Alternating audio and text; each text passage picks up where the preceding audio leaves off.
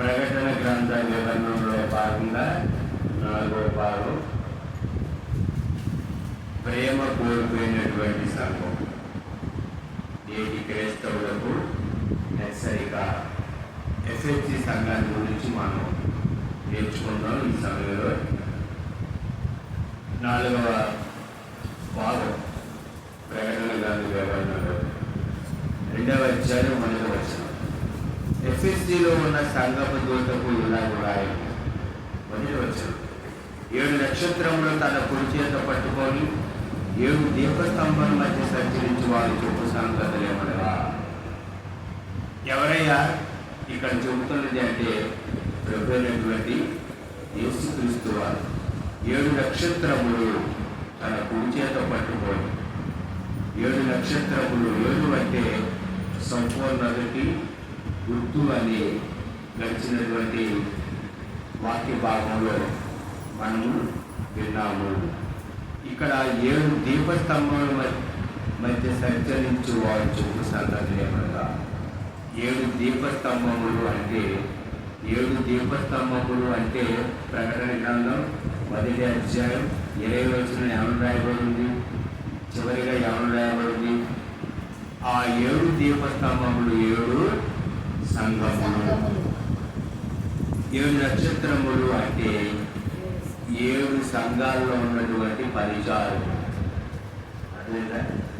7 నక్షత్రాలు అంటే సంఘంలో ఉన్నటువంటి పరిచారకులు నక్షత్రాలు అంటారు. తర్వాత 7 దీపస్తంభాలు అంటే 7 సంఘాలు. 7 సంఘాలని 7 సంఘాలు. 7 మధ్య సంచరించి వారు చెప్పు సంగతులు ఏమనగా. ఏ సంఘానికి ఇక్కడ దేవుడు యోహాన్ గారిని ఉత్తరం రాయమని చెబుతున్నారు? ఎఫ్ఎస్సి సంఘానికి. మరి చూడగలరు, అందరు బైబిల్ చేయాలి, అందరు బైబిల్లో ఎఫ్ఎస్సి సంఘం 2వ అధ్యాయం 1వ వచనం. ఎఫ్ఎస్ ఒక పెద్ద నగరం. వాణిజ్యానికి పెట్టింది పేరు ఎఫ్ఎస్సి పట్టణం. ఎఫ్ఎస్సిలో ఏముందో తెలుసా? విగ్రహారాధన కేంద్రం ఎఫ్ఎస్. సంఘం బలంగా ఉంది, ఒత్తిడి ఎక్కువగా ఉంది. అయితే ఇజియన్ సముద్ర తీరంలో ప్రధాన ఓడరేవు ఎఫెసు పట్టణం. ఇక్కడ ఏముందో తెలుసా? అపోస్తలుల కార్యాల గ్రంథం 12వ అధ్యాయం 35వ వచనంలో చెప్పబడినట్టు ఇక్కడ అర్తిమీదేవి గుడి ఎఫెస్సి పట్టణంలో ఆనాటి ప్రపంచవేత్తల్లో ఒకటి ఈ యొక్క అర్తిమీదేవి గుడి. ఎఫ్ఎస్సి పట్టణంలో నాటకశాలలోని క్రీడాస్థలం, గ్రంథాలయాలు 3 సంవత్సరాలు పౌరులుగా ఇక్కడ ఉన్నారు. ఈరోజు కూడా సంఘంలో పెద్దలు ఉన్నారు, కార్యక్రమాలు ఎక్కువగా ఉన్నాయి. కానీ ప్రభువైనటువంటి యేసుక్రీస్తు వారు స్థానిక సంఘంలో ఆత్మస్వరూపిగా ఉన్నారా? చాలా సంఘాల్లో దేవుని యొక్క పరిశుద్ధాత్మ దేవుని యొక్క సహాయంతో వాక్యం వివరించబడుతుందా?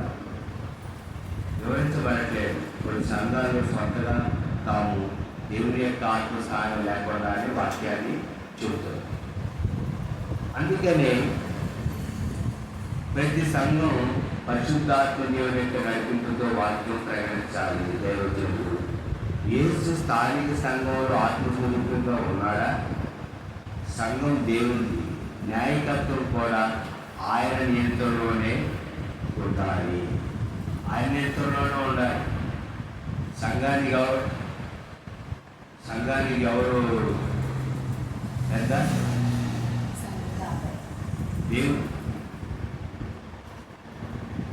దేవుడు తర్వాత సంఘ కాపరి తర్వాత సంఘ పెద్దల తర్వాత సంఘ విశ్వాసం. ఇది నీవు.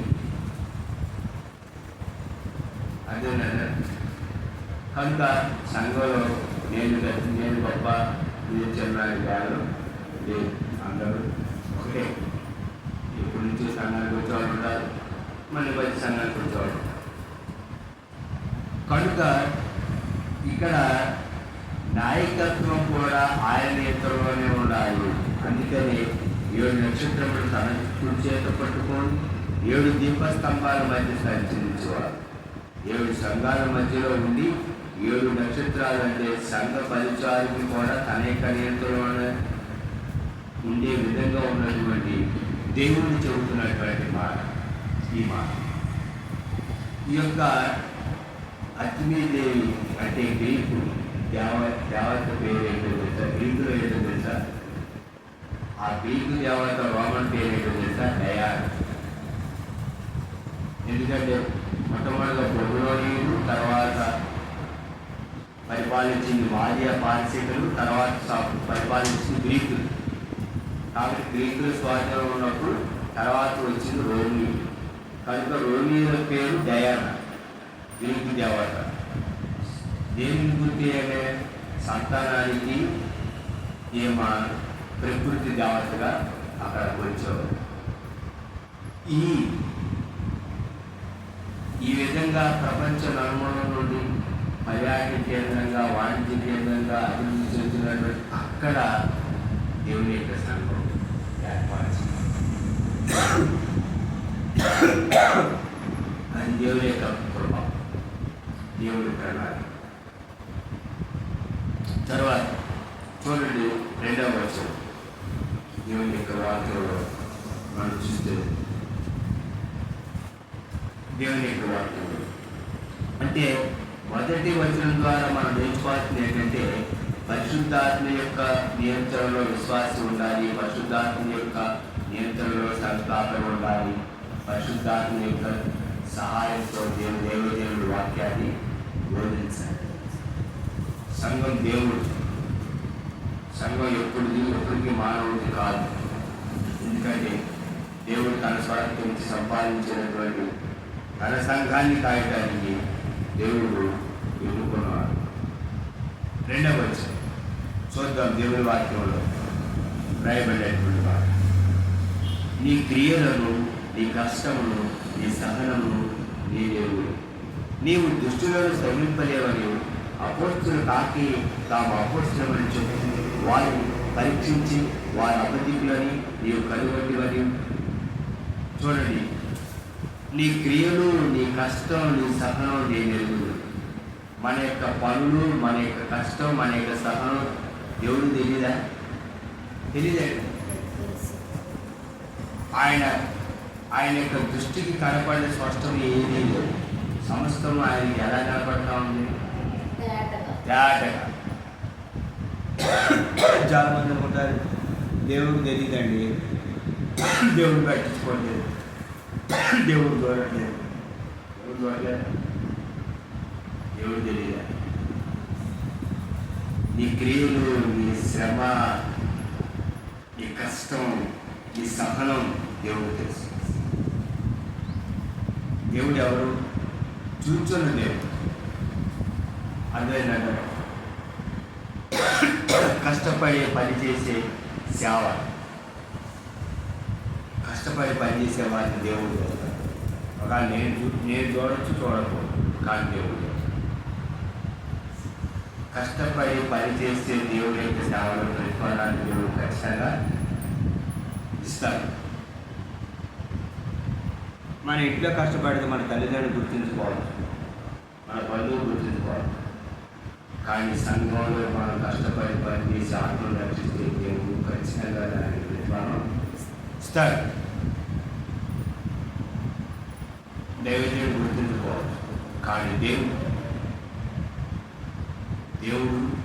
ఖచ్చితంగా ప్రతిఫలం ఇస్తాడు.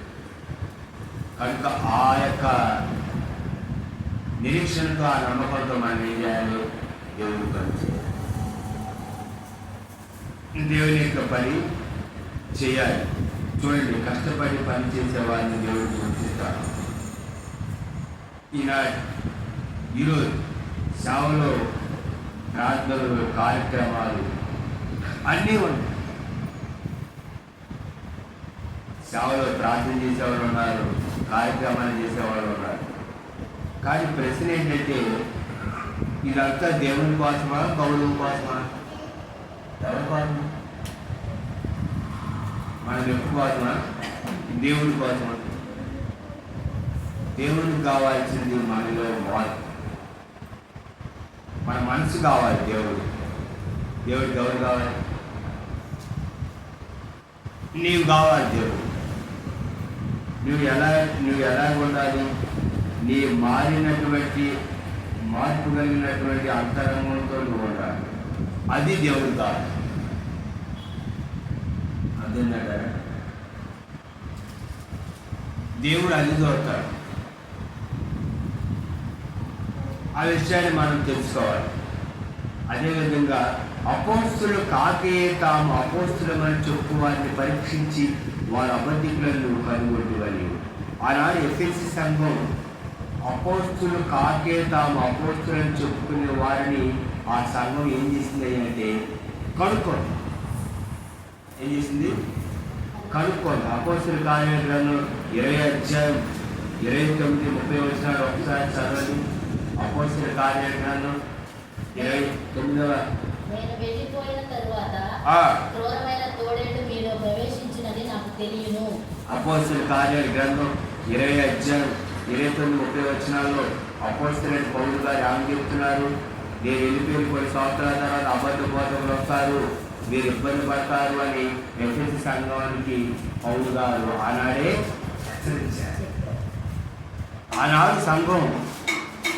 ఆనాడు ఎఫెసీ సంఘం అబద్ధ బోధకుల్ని, అబద్ధ అపోస్తుల్ని, దొంగ అపోస్తుల్ని, అదేంటారా అపోస్తులు కాకే తాము అపోస్తులని చెప్పుకునే వారిని పరీక్షించింది. వాళ్ళు అబద్ధికులని కనుగొంది సంఘం. కానీ ఈనాడు సంఘాలు కనుక్కోలేకపోతారు.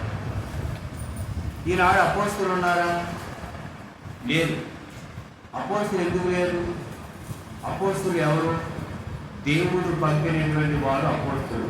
అపోస్తులు అంటే పంపబడిన వారు. పంపింది ఎవరు? దేవుడు. పంపబడింది ఎవరు? అపోస్తులు. దేవుని యొక్క వాక్యంలో అపోస్తులు ఎవరనగా అని వాళ్ళ పేరు. వారి తర్వాత యేసుక్రీస్తు ప్రభువారు ఏర్పరచుకునే అపోస్తులు పౌలు గారి తర్వాత అపోస్తులు లేరు. పరిచారం, తిమోతి, లూకా, తీతు, మార్కు, వీళ్ళందరూ ఎవరైతే పంచారకులే కదా అని పౌలు గారు చెప్తారు. అపోస్తులు లేరు, ప్రవక్తలు లేరు. ఎందుకంటే యేసుక్రీస్తు గురించి ప్రవచనాలు ప్రవచించబడి ప్రవచనం కోసం యేసుక్రీస్తు ప్రభువారు వచ్చారు కాబట్టి ప్రవచనాలతో పని లేదు. ఈనాడు అపోస్తులు లేరు. కానీ అపోస్తులను చాలామంది పెట్టుకున్నారు. వాళ్ళని చాలామంది వెంబడిస్తారు. అపోస్తులు వాళ్ళు పెట్టుకున్నారు. వాళ్ళు అపోస్తులను చాలామంది వెంబడిస్తున్నారు. కానీ వాక్యం ఏం చెప్తా ఉంది? వాక్యం ఏం చెప్తుంది? అపోస్తులు లేరు. అపోస్తులమని చెప్పుకుని వారిని పరీక్షించాలి. ఈనాడు సంఘం అపోస్తులని చెప్పుకుని వారిని పరీక్షించకుండా ఆ అబద్ధికులను ఏం చేస్తుందంటే వెంబడిస్తాం. కనుక్కోట్ల ఎవరిని వచ్చారనుకోండి, నేను అపోస్తులను వస్తే అపోస్తులు కాదు ఆయన. పౌలు గారు అపోస్తులు, శిష్యులు అపోస్తులు రోజులు లేరు అని చెప్పేది పోయి అపోస్తులు అని వెంబడతారు.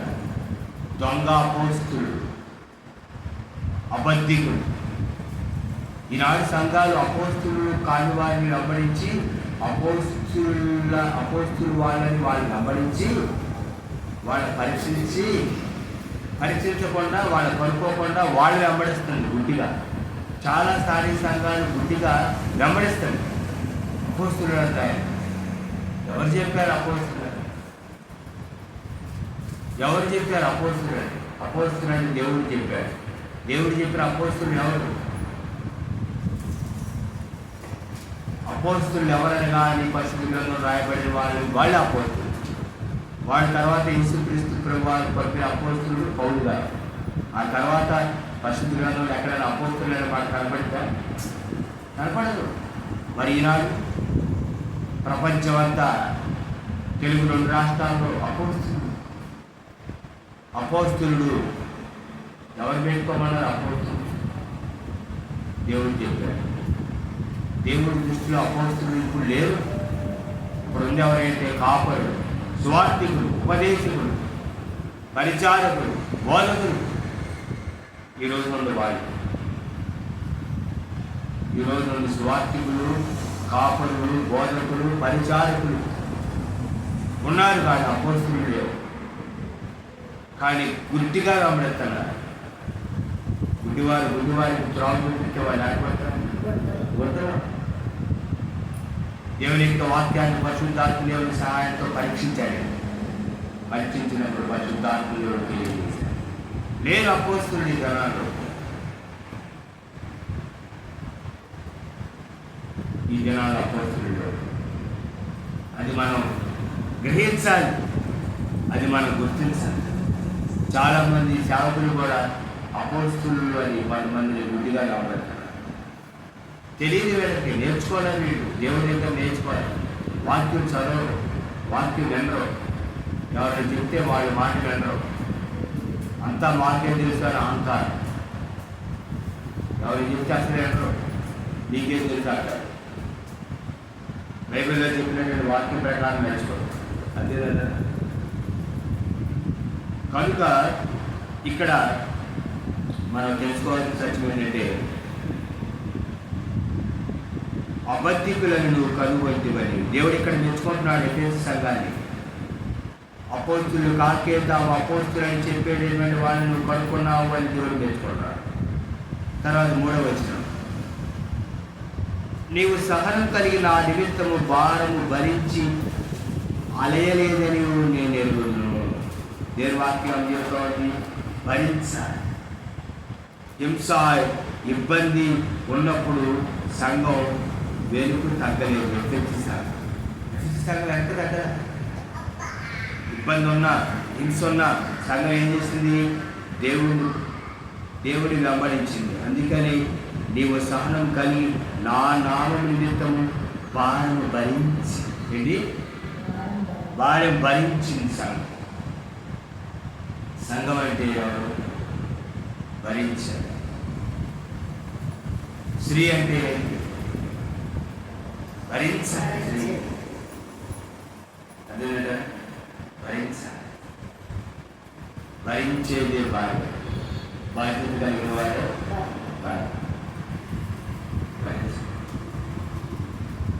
కనుక సంఘాన్ని దేవుడు స్త్రీతో పోల్చాడు. యేసుక్రీస్తు ప్రభువారు భర్తతో వాళ్ళతో పడతాడు. వధువు వరుడు పోలిక, మనకు అర్థం కావడానికి పోలిక. అంతేకాదు నిజంగా ఆయన భర్త కాదు, సంఘం లేదు భార్య కాదు, అది పోలిక, మనకు అర్థం అవుతారు. కనుక చూడండి, ఈనాడు చిన్న సమస్య వచ్చినా కూడా సంఘానికి వెళ్తాం మానేస్తారు. ఏంటి ప్రార్థన కాలేదు అంటే ప్రాణం బాగాలేదు. ప్రార్థన చిన్న కష్టం వచ్చినా, చిన్న దుఃఖం వచ్చినా, ఇబ్బంది వచ్చినా ప్రార్థన. పరిస్థితుల మధ్య నిలబడాలి. నిజంగా రాములు గారు ఆ రోజు ప్రార్థనకు వచ్చారు. ఎందుకంటే ఆయన దేవుడి సరికి కాదు. మరి అది విశ్వాసం అనుకోవాలా, ముందు ధైర్యం అనుకోవాలా, ఏదైనా అనుకోవాలి, దేవుడి సరికి వచ్చారు. ఎందుకంటే ఇంకా లోకంలో కాలంతో పాటు మనం వాళ్ళు వెళ్తాం. బంధువులు, స్నేహితులు వీళ్ళందరూ మనతో పాటు వస్తూ ఉంటారు, వెళ్ళిపోతూ ఉంటారు. కానీ మనకి మన గమ్యం చాలా. కనుక పరిస్థితుల మధ్య మనం ప్రభువైనటువంటి యేసుక్రీస్తు వారి వరకు నిలబడాలి. ఎఫెసీ సంఘం పరిస్థితుల మధ్య దేవుడిలో నిలబడి. 3వ వచనం తర్వాత చూడండి, ఆ 4వ వచనం. 4వ వచనం చూద్దాం. అయినను మొదట నీ పొందిన ప్రేమను వదిలితివి. చూసారండి, మొదట ప్రేమ విడిచిపెట్టిన సంఘం, ప్రేమ కోల్పోయిన సంఘం నేటి క్రైస్తవులకి హెచ్చరిక. చూసారా, అయినను దేవుడు ఇక్కడ ఏం చేస్తున్నాడు? చూసా అయినను మొదట నీకు ఉండిన ప్రేమ నీవు వదిలిపెట్టావు. సత్యంలో బలంగా ఉండాలి. యేసుపై ప్రేమ లేదు. ప్రార్థన ఉంది. ఆనాడు ఈనాడు. ఆనాడు ప్రార్థన ఉంది, ఈనాడు ప్రార్థన. ఆనాడు ఏం లేదు, ప్రేమ లేదు. ఈనాడు లేదు, ప్రేమ లేదు. యేసు ప్రేమ మీద ప్రేమ లేదు. అయినను మొదట నీకు ఉండిన ప్రేమను నీవు లేదు. వారు మూసుకొని బాపు మూసుకొని రక్షణ పడిన కొత్తలో దేవుని యొక్క సన్నిధికి ఎలా వచ్చేవాళ్ళు? అందుకంటే ముందు రావడం, గవ్వ తాపలేయడం, ప్రార్థన చేయడం, వాకింగ్ పాట పాడడం, రాను న్యాయపాత్రం సన్నిధి పాత్ర. మొదటి ప్రేమ ఏం చేశావు? మొదటి ప్రేమ. అందుకనే దేవుడు పేతురు గారు అన్నారు, పేతురు వీళ్ళందరికంటే నువ్వు నన్ను ఎక్కువగా ప్రేమిస్తున్నావు, అది నీకే తెలియదు. ఎలా ఉన్నారు? నీకే తెలుసు, నీకే తెలుసు ప్రభా. వాళ్ళందరికంటే నేను ఎక్కువ ప్రేమిస్తే మరలా నేను ఎందుకు వెళ్ళి చేపలు పడతాను? కనుక దేవుడిని ప్రేమించాలి. ఎలా ప్రేమించాలి?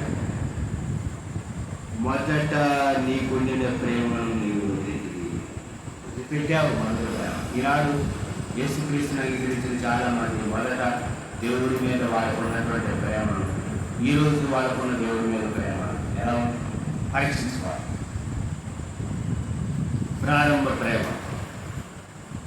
చర్చకొచ్చిన మధ్యలో ప్రేమ, వారు వేసుకొని ప్రార్థించిన రక్షించిన మధ్యలో ప్రేమ. ఈనాడు 10 సంవత్సరాలు, 5 సంవత్సరాలు, 20 సంవత్సరాలు వచ్చినప్పుడు ఇప్పుడు లేదు, ప్రేమ లేదు. ప్రేమించాలి దేవుడు. చూడండి 5వ వచనం, నీవు ఏ స్థితిలో నుండి పడితే వారి జ్ఞాపకం చేసుకొని మారు మనసు పొంది ఆ మొదటి ప్రేమించి అట్లా చేసి నువ్వు మారు మనసు పొందితే ఇస్తాయి. లేని ఎడల నేను నీ యొద్దకు వచ్చి నీ దీపస్తంభమును దాని చోటు నుండి తీసి.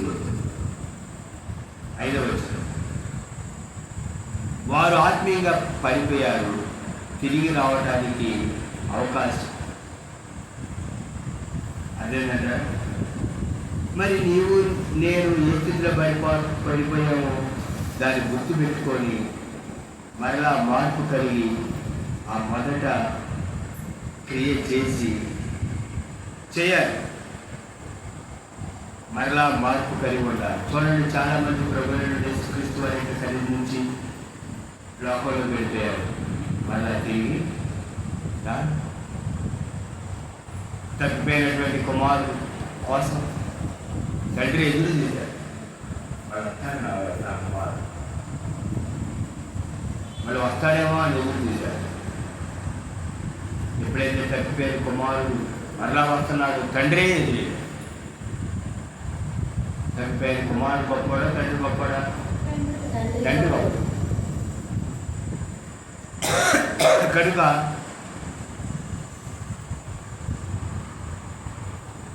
మారకపోతే సంఘం ప్రభావం,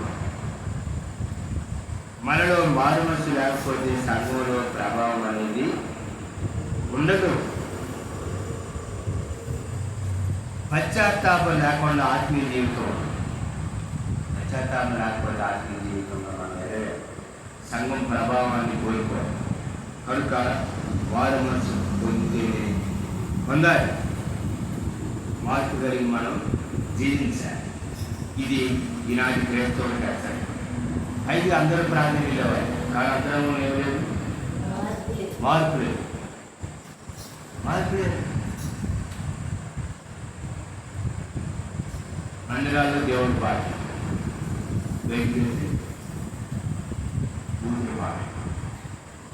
మార్పు లేదు. బయట జనాభా అవమానిస్తారు. ఇది ఆ ప్రార్థన కర్త దేవుడు పరిశుద్ధులు కాదు, ఇది ఎట్లుంది. అదేనా? కనుక ఈనాటి క్రైస్తవులకు హెచ్చరిక, ఆనాడు దేవుడు రాయించినటువంటి వాక్యం 6వ వచనం. అయితే ఈ ఒకటి నీలో ఉన్నది, నికోలేతిని పేరు నువ్వు ద్వేషిస్తున్నావు, నేను కూడా వీటిని ద్వేషిస్తున్నాను. తప్పుడు బోధన, పాపాన్ని సమర్థించుకోవడం. అంత్యోకు చెందిన నికోలస్ అపోస్తలుల కార్యాల గ్రంథం 6వ అధ్యాయం 5వ వచనంలో ఉన్నటువంటి దేవుని వాక్యం ఒకసారి చూడండి. అపోస్తలుల కార్యాల గ్రంథం 6వ అధ్యాయం 5వ వచనం. ఈ మాట జనసమూహం అంతటికి ఇష్టమైనందున వారు విశ్వాసంతోనూ పరిశుద్ధాత్మతోనూ నిండుకొనిన వాడైన స్టెఫెను, ఫిలిప్పు, ప్రొకోరు, నీకానోరు, తీమోను, పర్మెనాసు, యూదుల మతవిష్ఠులను, అంతిమ యొక్క వాడును ఆగు నికోలాసు, అంతియోకియాకు చెందిన నికోలస్, అంతియోకియా ప్రాంతానికి చెందిన నికోలస్. అదేనంటారా? ఈ నికోలస్ గురించి ఇక్కడ రాయబడింది. తప్పుడు బోధనలు, పాపాన్ని సమర్థించడం, తప్పుడు బోధనలు. ఈరోజు కూడా చూడండి, తప్పుడు బోధనలు. చాలామంది అంటారు ఏదైనా పర్లేదు, అంతా వాక్యమేగా చెప్పి, ఎవరు చెప్పిన వాక్యమేగా. చాలామంది అంటారు ఎవరు చెప్పిన వాక్యమేగా, అందరు చెప్పేది ఆ బైబిల్ లేక. ఏనా అంటారు బైబిల్ దిగి వచ్చింది అంటే ప్రత్యేకంగా చూస్తున్నా అంటారంటారా? ఎవరు చెప్పినా ఆ బైబిల్ లేదా, ఎవరు చెప్పినా ఆ వాక్యమే. అంటే జిల్లేడు పాలు కూడా పాలేదు, ఆవుల పాలు కూడా పాలేదు. కానీ జిల్లేడు పాలు అయితే మనిషి ఆలేదు. అదే జిల్లేడు పాలు కాదు, అలానే కాదు, తాగొచ్చు కదా, ఆరోగ్యానికి మంచిదే. దేవుని వాక్యం పాలమైంది, తప్పుడు బోధ జిల్లేడు పాలు. దేవుడి వాక్యం బలమైనటువంటి పాలమైనది ఆహారం, మంచి 2% మంచి పాలు, శ్రేష్టమైన ఆహారం. అట్ ద టైం తప్పుడు బోధ అనేది జిల్లేడు పాలు. నీకు తెలియకుండానే స్వరాజ్యం నీలో తెలిపాలి. నిన్నేం చేస్తుంది ఆత్మీయంగా, నేను ఆత్మీయంగా ఏం చేస్తుంది ఆత్మీయంగా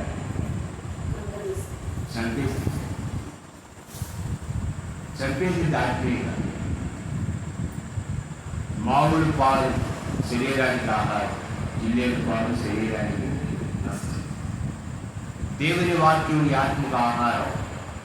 తప్పుడు బోధనలో నీ ఆత్మీయ జీవితాన్ని చంపారు. నేను మొద్దుబారేదండి, భ్రమలోకి నువ్వు వెళ్ళిపోతావు. ఆ భ్రమ వదిలినప్పుడు తర్వాత ఏముండదు, అంతే అయిపోయిన తర్వాత ఇంకేముండదు. అందుకని దేవుని వాక్యం తెలుసా,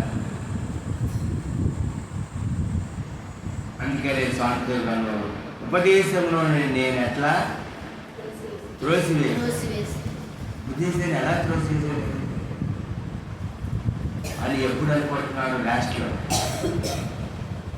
అయ్యో ఉపదేశాన్ని నేను ఎట్లా త్రోసివేసి. కనుక ఖచ్చితంగా దేవుడు గ్రేప్ ఇస్తాడు. గ్రేప్ వచ్చే రోజు వచ్చింది, గ్రేప్ దేవుడు ఇస్తాడు. గ్రేప్ వచ్చే రోజు వచ్చింది, గ్రేప్ దేవుడు ఇచ్చిన గ్రేప్ వచ్చే రోజు వచ్చినా గ్రేప్ వచ్చింది, రావడానికి అవకాశం ఉంది. వచ్చింది రావడం లేదు, ఒక రావడం చేయలేదు. అదే నీకు అదే అర్థం కాదా? గ్రేప్ వచ్చింది, గ్రేప్ వచ్చే రోజు వచ్చింది, తప్పకుండా దేవుడు గ్రేప్ ఇస్తాడు. కానీ వచ్చినప్పుడు ఆ టైంకి గ్రేప్ వచ్చింది, రాకపోతే రా చేసింది. దేవుని వాక్యం విషయంలో నేను చాలా సంవత్సరాలుగా ఏంటి వాక్యాన్ని పరిశోధించి ప్రార్థించి వాక్యం చదువుతా ఉంటాను. ఎన్నో విషయాలు నేను తెలియజేశాను వాక్యంలో. ఇది వాక్యం, ఇది సత్యం. ఈనాడు కల్తీ, అదే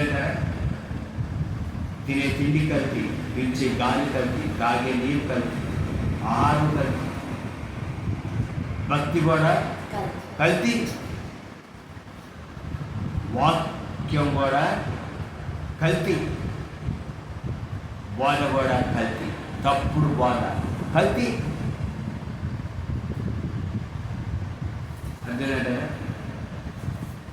ఈనాడు తిండి తింటే కడుపు బరువుగా ఉంటుంది, అరిగిపోవాలి, కానీ శరీరానికి శక్తి ఉండదు. కడుపు అయితే నిండింది కానీ ఒంటికి శక్తి అయితే లేదు. అలా ఉంటుంది పరిస్థితి. కనుక జాగ్రత్తగా ఉండాలి. నేటి క్రైస్తవ సంఘాలు జాగ్రత్తగా ఉండాలి. నేటి క్రైస్తవ సంఘాలకు ప్రకటన గ్రంథ వివరణలో 4వ భాగంలో 2వ అధ్యాయం ఎఫెసీ సంఘం అనేది హెచ్చరిక.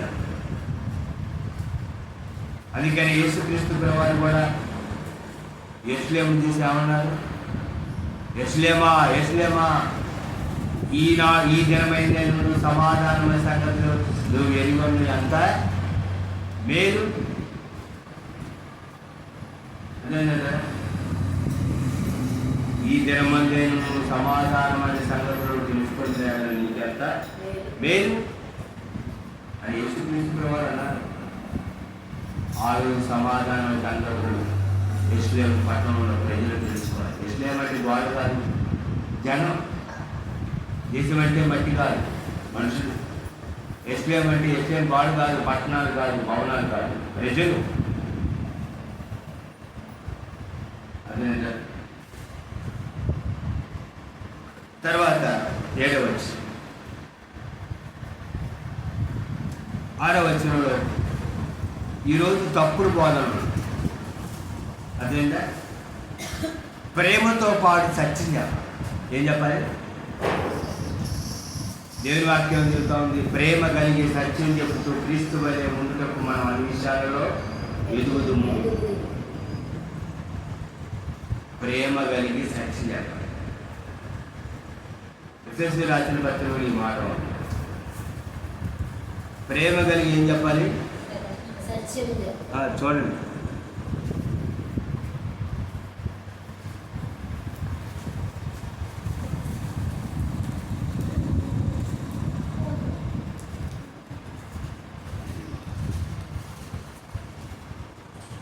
నాలుగు 15 ఎఫెసీ రాసిన పత్రిక పౌలు గారు 4:15. ప్రేమ కలిగి సత్యము చెప్పుచు క్రీస్తు వలె ఉండుటకు మనం అన్ని విషయములలో ఎదుగుదాము. చాలు. మొట్టమొదటిగా ఈ ఎఫెసీ సంఘానికి కాపరి ఎవరున్నారంటే ఇక్కడ తిమోతి గారు ఉన్నారు, తర్వాత యోహాను గారు ఉన్నారు. ఈ ఎఫెసీ సంఘానికి దేవుడు పౌలు గారి ద్వారా ఉత్తరం రాయించారు, తర్వాత యోహాను గారి ద్వారా ఉత్తరం రాయించారు. ప్రేమ కలిగి సత్యం చేస్తారు. యేసుక్రీస్తు ప్రభువారు ప్రేమ కలిగిన వారు. అందుకని ఆయన ఏం చెప్పాడు తెలుసా? సత్యం చేశారు. పరలోకం ఉందని చెప్పరా, నరకం కూడా ఉందని చెప్పారు. పరలోకం ఉంది అని చెప్పాలి. పరలోకంతో పాటు ఏముందని చెప్పాడు? అది సత్యం. ప్రేమ ఉంటే సత్యం చెప్తాడు.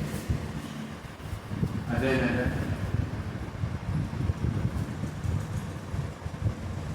ఈనాడు చాలా మంది ఏంటి, కృప ఉంది, పాపం చేసినా పర్వాలేదు, కృప విస్తరించమని పాపం నిలిచిందో అట్లా కాదని దేవుడు వాక్యం చెప్తాడు.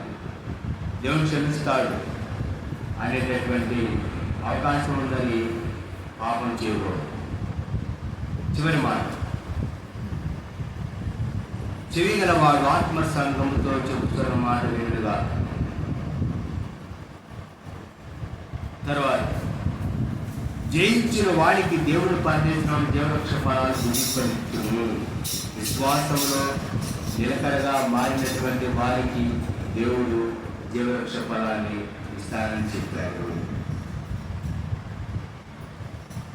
ఈనాడు చాలామంది వాక్యం వినేవాళ్ళు ఎక్కువ, వాక్యం పాటించేవాళ్ళు చాలా తక్కువ.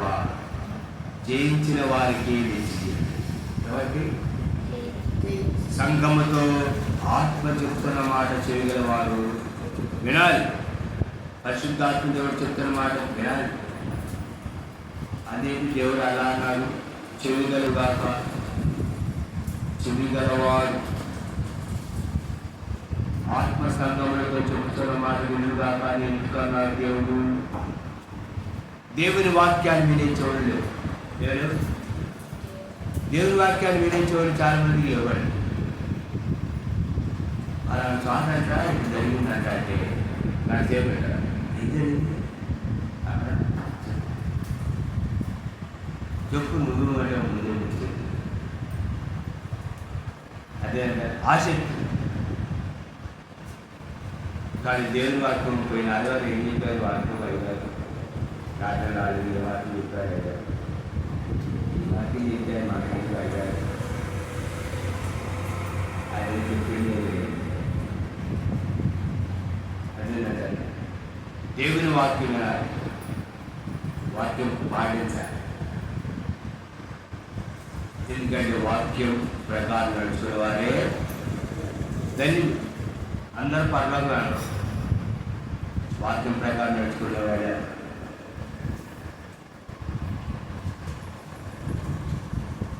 ఎందుకంటే దేవుడు చెప్పిన మాట ప్రకారం జీవించే వాళ్ళే అంటారు. ఎవరు ఫైనల్ చేసేది? దేవుడు. అదేనంటే ఇక్కడలాగా మావాళ్ళని దేవుడు మావాళ్ళని చెబుతారు చేస్తారు మనవాడే అన్నవాడు కాదు. అదేనంటే దేవుడు ఎవరు కాని ఆడాడు పక్కన వారి వారి క్రియలు చొప్పున ప్రతి వారికి సిద్ధపరిచయం చేద్దాం ఆయన దగ్గర. అయ్యా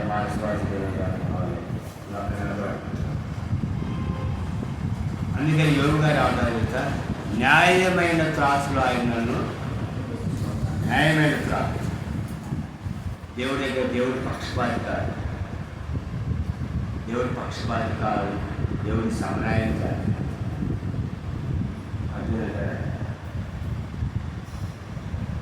రేపు నిశ్చిత్వంలో అని ఏ పెద్ద భక్తి చేయలేదే, పెద్ద భక్తి పట్లాగే నడపలేదు అన్నట్టు మనం కానీ ఆ నిశ్చిత్వంలో ఉన్న స్థితిలో ఉంటారు. బాగా భక్తి చేసిన వాళ్ళు నలుగురిని మెప్పించి కూడా అక్కడ లేదా డౌన్లో ఉంటారు. వీళ్ళు మనుషుల కోసం భక్తి చేశారు, వాళ్ళు దేవుడి కోసం. నిజంగా దేవుడి కోసం జీవించేవాళ్ళు ఎలా ఉంటారంటే కనపడదు, తమను తాము చూపించుకోరు. ఎదుటోళ్ళ కోసం ఎదుటోళ్ళ ముందు భక్తి కనపడాలనుకున్న వాళ్ళే రేపు నిత్యత్వంలో. అందుకని ఇక్కడ జయించిన వారికి ఏం ఇస్తానన్నారు దేవుడు? జీవవృక్ష. ఆనాడు ఆదాము గారు కోల్పోయినటువంటి జీవవృక్ష ఫలం కడపటి ఆదామని యేసుక్రీస్తు ద్వారా నిత్యత్వంలో మళ్ళా జీవవృక్ష ఫలాలు. ఆనాడు ఏదైనా తోటలో దేవుడు ఏం చేశాడు? జీవవృక్ష ఫలాలు. జీవవృక్ష ఫలాలు తింటే ఎందుకంటే తిరుగుతున్నాడు తెలుసా? జీవవృక్ష ఫలాలు తింటే ఎప్పుడు అట్టే ఉంటుంది, పాపంలో ఉంటుంది. పాపం బయటకెట్ ఉంటాడు కాదు. కానీ పాపంలో బయట రావాలంటే ముందు అక్కడ జీవవృక్ష ఫలాల దగ్గర బయటకు వస్తే పాపం పోగొట్టుకుంటే మరలా అవకాశం ఉంటుంది జీవవృక్ష ఫలాలు. ఆదాము గారు కోల్పోయారు జీవవృక్ష ఫలాలు. యేసుక్రీస్తు ద్వారా కడపటి ఆదాము ద్వారా దేవుడు మాట్లాడే జీవవృక్ష ఫలాలు జయించిన వాడిని. ఓకే, జయించాలి. జయించిన వాడిని నేను జయించి నా తండ్రితో కూర్చున్న ప్రకారం జయించిన వాడు నాతో కూడా కూర్చోండి. జయించాలి. నీవు నేను జయించాలి. ఎవరన్నా మర్చిపోవాలి. మన నిరీక్షణ దేవుడు చేస్తాడు. రేపు నిత్యత్వం మనం కాదు.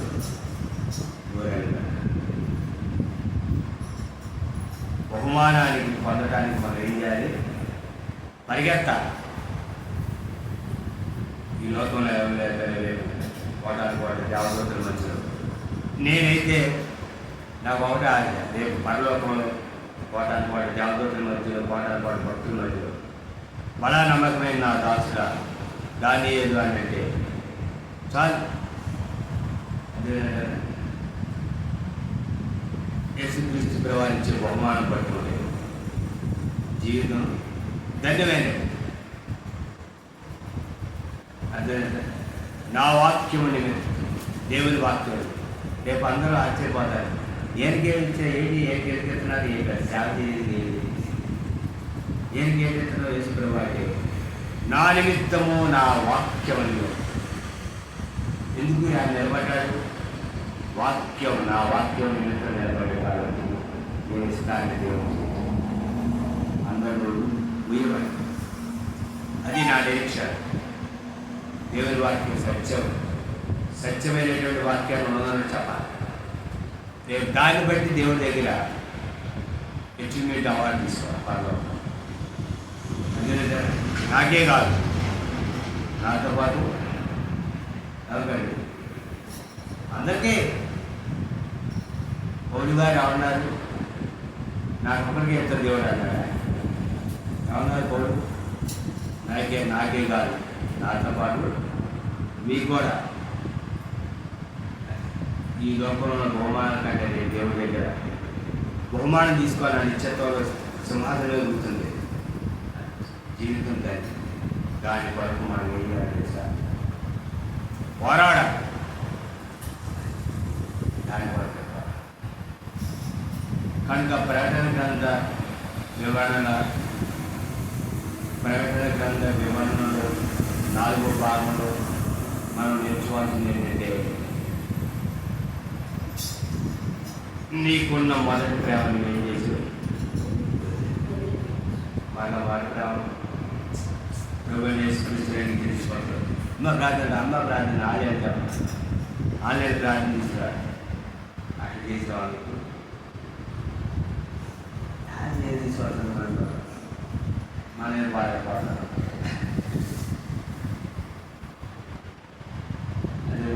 ఏమైంది తాల్చి పని అంటే అనేది ఆయన ఎగిరిపోతాం. వాళ్ళని తీసుకోవాలి. మరలా నీకు దేవుడి మీద మొదటి ప్రేమ, మా మొదటి ప్రేమ జీవించుతున్నావని పేరు నీకు ఉండడానికి నీవు విడివే. మరలా మొదటి ప్రేమ చూడండి. భార్య భర్తలు భర్తలు మొట్టమొదటిలో ప్రేమ ఉంది కానీ నాకు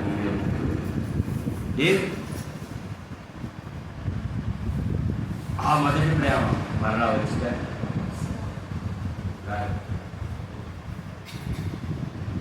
చాలా మంది తల్లిని చూడండి, వివాహమైనప్పుడు భర్తనే ప్రేమ, తర్వాత ప్రేమ పడ్డారు పిల్లలు భర్తనే ఆ ప్రేమ రాదు. నా పిల్లలు అంటారు. అదేనండి. కానీ చివరికి ఎవరి శాస్త్రం రాయవ అది తెలుసుకోవాలి. రేపు రాదు, ఇంకో రేపు వచ్చింది అంటే పిల్లల ప్రేమ చెప్తుంది. భర్త తర్వాత పిల్లలు, అది మొదటి ప్రేమ. పిల్లల తాను పిల్లలది, భర్త తాను దేవుడు తాను. దేవుడు మొదట దేవుడు, తర్వాత రెండవ స్థానం భర్త, తర్వాత స్థానం పిల్లలు. ఇది క్రమం. ఎవరి స్థానం వాళ్ళు, ఎవరి స్థానం ఎవరికి కూడా ఇవ్వకూడదు. మొదటి స్థానం దేవుడు, రెండవ స్థానం భార్య, తర్వాత స్థానం పిల్లలు. మరి నీకు దేవుడి మీద ఉన్నటువంటి ఆ ప్రేమను వదిలిపెట్టుకోవాలి. మన దేవుడి మీద ప్రేమ శాశ్వతమైన ప్రేమతో నేను ప్రేమించున్నాను వెలుగుని ఎలా ప్రవర్తించున్నాను దేవుడు. నేనైతే ఎప్పటికీ నా జీవితంలో మరుస్తాను ఎవరికంటే దేవుడికి. ఎందుకంటే నశించిపోతున్నాను ప్రభు. ఎక్కడో నశించి నరకానికి వెళ్ళవలసిన నన్ను ప్రభు రక్షించి తన పరిచయం నిలబెట్టాడు కాబట్టి నా జీవితంలో మొదటి స్థానం ప్రభు యేసుక్రీస్తు. ఆయన తర్వాత కనుక మొదటి మాట దేవుడు, రెండవది దేవుడు, తర్వాత దేవుడు చేశాను. కనుక ప్రార్థన దేవుడు మనం నేర్చుకోవాల్సింది ఏంటి? మొదటి ప్రార్థన అది కృపా ప్రభుత్వాన్ని గురించి కాక మరి ఆదివారం ప్రార్థన గ్రంథంలో భాగంగా 5వ భాగం మరొక సంఘం గురించి మనం నేర్చుకోవాలి. అంతవరకు ప్రభుత్వం నడుచుకుంటున్నాక ప్రార్థన చేసుకున్నాం. కళ్ళు మూసుకొని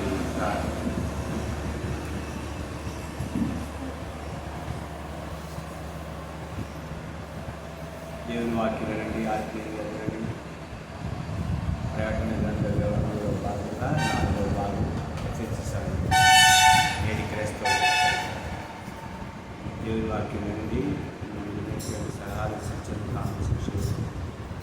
కామెంట్ చేయండి. కొత్తగా ఎవరైనా మన ఛానల్ సబ్స్క్రైబ్ చేసుకోండి. ప్రకటన గ్రంథాలు జరుగుతూ ఉంది. నా యొక్క ఫోన్ నెంబర్ 8639262647. నాకు సీరియల్గా ఎవరికైనా నాకు ఆరంభించండి. ఎండ డబ్బులు ప్రభు అయినటువంటి యేసుక్రీస్తునామములో అందరికీ వందనాలు. క్రీస్తుల సపోర్టర్లు పాస్టర్ ఆర్ గారి